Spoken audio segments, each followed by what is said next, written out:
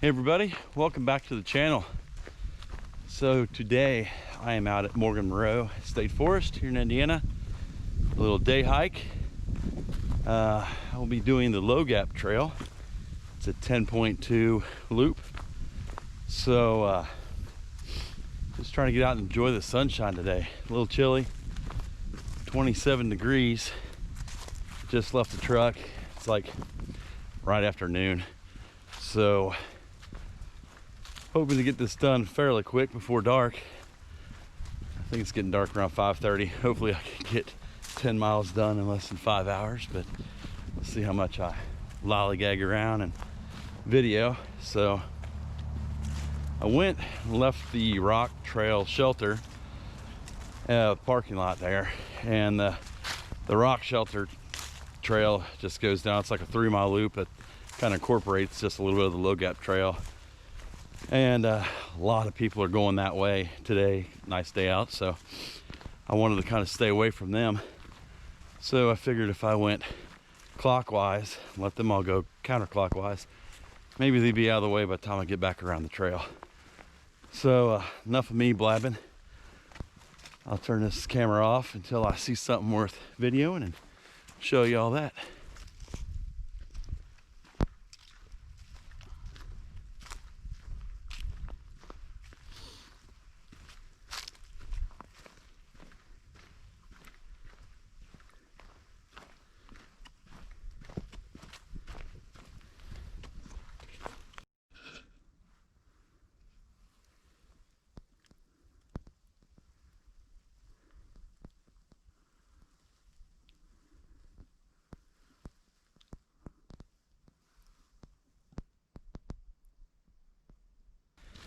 All right, well, I'm only just shy of a mile in, and something came to mind. Thought I might mention, bring up, especially for those of you who are new to hiking. So, just passed the lady, and she looked a little concerned as I came up on her. She asked me if I knew what trail I was on. So yeah, Low Gap Trail. She gets a look of relief and says, "Oh, thank goodness. That's the one I need to be on. Thank you." And she left. So no map, no, I'm guessing no form of GPS or anything like that. I use All Trails, have for years. It's been about 90% reliable. It's kept me on the right path anyways. At least you can see where you're at. But if you're new to hiking or you're new to an area, at least minimal, get a paper map from a ranger station or something. You might think, oh, Low Gap Trail, it's just a loop trail. It's only 10 miles. You may be able to do that kind of mileage, but if you're not familiar with the area, you may not know there's, I don't even know how many trails intersect with this trail. I think there's one called the Mason Ridge. There's the Rock Shelter Trail. The Tecumseh Trail. I mean, you take a wrong turn and get on that thing, that's 42-mile trail. Hard to say when you're gonna pop out somewhere and figure out where you're at. Especially, you know, in these temperatures. It's 27, 28 degrees right now. A little cold to be out in the middle of the woods and not know where you're at. So just a little food for thought. If you guys are new or planning on going to somewhere you're unfamiliar with, doesn't matter how experienced of an outdoorsman you are or how long you've been hiking or backpacking, be smart about it and be safe about it. Always have a map or something of guidance, whether it's inReach or a GPS or All Trails on your phone.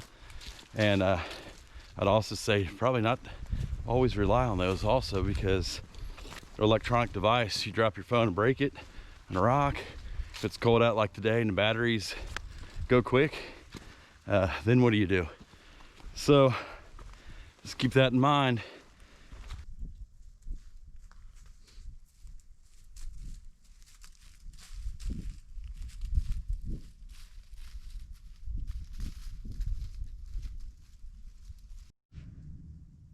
Well, this ain't too bad of a view here. This is the first little campsite I've seen, kind of right off the trail. Right on this little ridge right here, little fire pit. Not very flat, but if you were hammock camping, this wouldn't be too bad. Trail's right over here, so there you go. One decent little campsite. All right, so it's that time where I'm taking a little breather and figure I would just give you random thoughts in Brian's head while hiking. So I never get political, never talk about religion on this channel.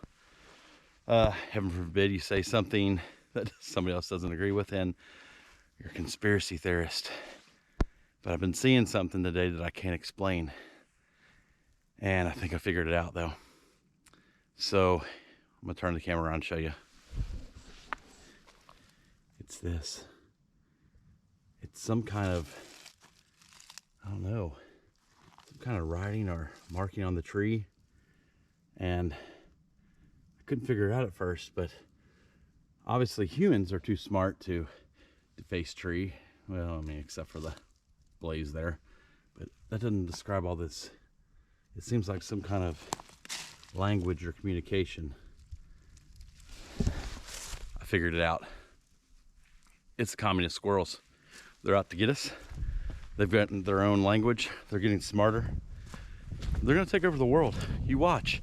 You guys are all scared of the uncertainty in the world today with all the politics going on. I'm telling you right now, I walked 10 feet, I came up more of it right here. Communist squirrels. All right, well, I just came up a hill that was a pretty good one, man. First one of the big one anyways of the trip, but came across this little campsite. This would be a great spot. Some flat spots, good hammock hanging spots if you had a pretty good sized group, and pretty good view out this way over the ridge. But whew, I had to earn that getting up here to the top of the hill. It looks like it's going right back down.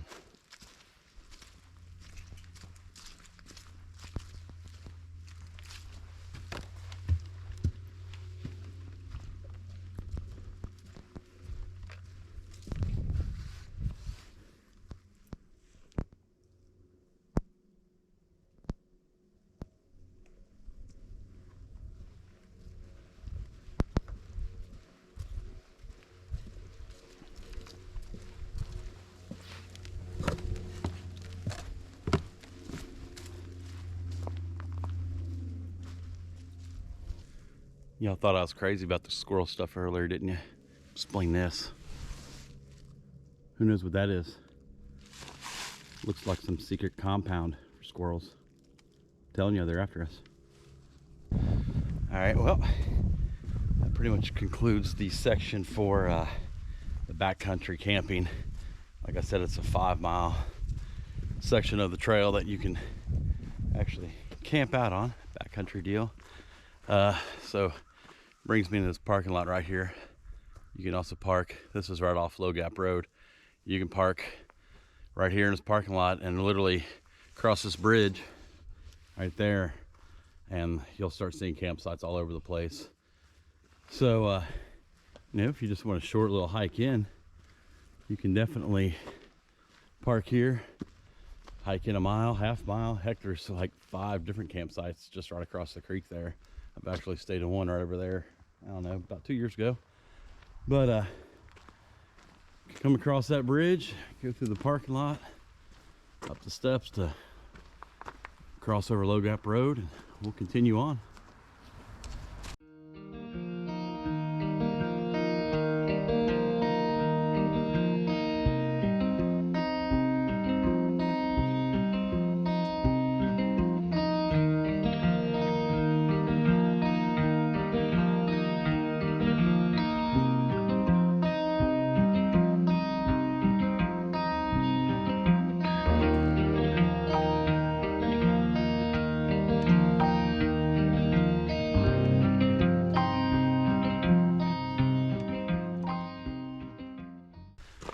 All right, well, as you can see, just went through the rock shelter. It's just kind of rock overhang. Kind of reminds you of something you might see down at like Red River Gorge in Kentucky, but I didn't do any talking through there because a couple people hanging out, which is to be expected at, you know, more little popular little place to see, you know, whatever you want to call it. But it's a pretty cool little sight to see along the trail. I'm guessing now I'm probably less than a mile back from the truck. So all in all, it's been a pretty good trail.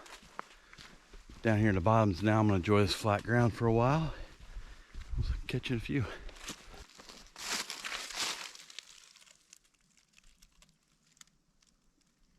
Squirrels.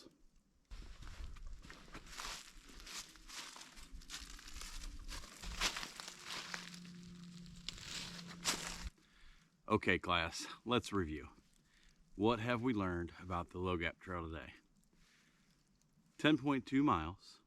There's a 5-mile section that you are allowed to backcountry camp.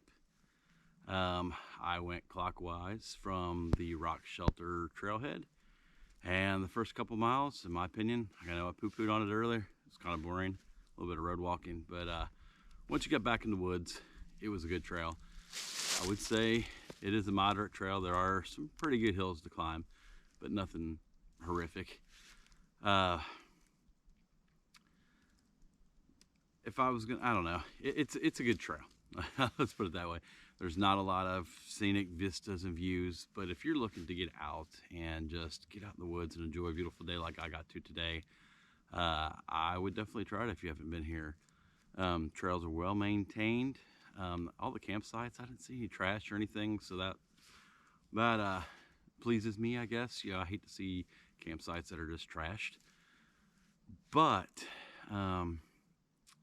the only other thing I would say is watch out for the squirrels out here.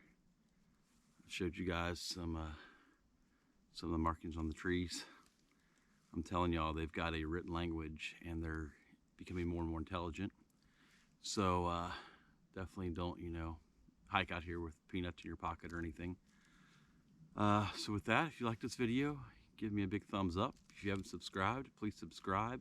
If you guys get a chance to get outside and explore and enjoy the outdoors, do so. And to remember, leave it better than you found it. Watch out for the squirrels.